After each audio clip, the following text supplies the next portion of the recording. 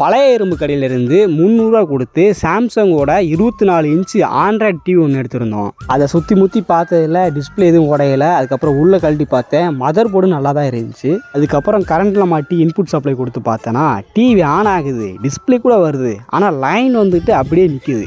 அதான் எனக்கு ஒன்றும் புரியலை, எதனால் அப்படி வருதுன்னு பார்த்தா உள்ளுக்குள்ளே அந்த டிஸ்பிளே மதர் போர்டில் கிளாக்கிங் எக்ஸ்னு சொல்லிட்டு கொடுத்துருப்பாங்க. அதில் ஏதாச்சும் ஃபால்ட் ஆயிடுச்சு, ஒர்க் ஆகலை அப்படின்னா அதனால தான் இந்த மாதிரி கோடு வர்றது, இப்படி ஃப்ரீஸ் ஆகி நிற்கிறது, இந்த மாதிரி பிரச்சனைகள் ஏற்படும். இந்த அஃபீஷியல் சொல்யூஷன் வந்து அந்த ஐசியை மாற்றணும். பட் வடக்கு நண்பர்கள் பார்த்தீங்கன்னா ஐசியெல்லாம் மாற்ற தேவையில்லை, உள்ளுக்குள்ளே ஒரு லைனை கட் பண்ணி விடுங்க, படம் ஓட ஆரம்பிச்சுன்னு சொல்லிட்டு ஒரு உருட்டு வீடியோ ஒன்று போட்டுட்டு இருக்காங்க.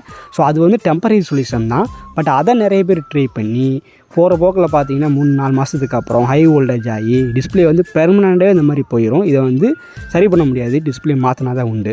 இதே போல் டிவி எதுவும் கம்மி ப்ரைஸில் ஆஃபரில் இருக்கா அப்படின்னு கேட்குறவங்க கீழே இருக்க லிங்க் கிளிக் பண்ணி பாருங்கள். இந்த டிவியை என்ன பண்ணோம், ஒர்க்காக வச்சுமா இல்லையா அப்படிங்கிற விவரத்தை நம்ம சேனலில் ஃபுல் வீடியோவில் கொடுத்துருக்கேன். அதோட லிங்க் வந்து நம்ம ப்ரொஃபைல் கீழே இருக்கும், செக் பண்ணி பாருங்கள்.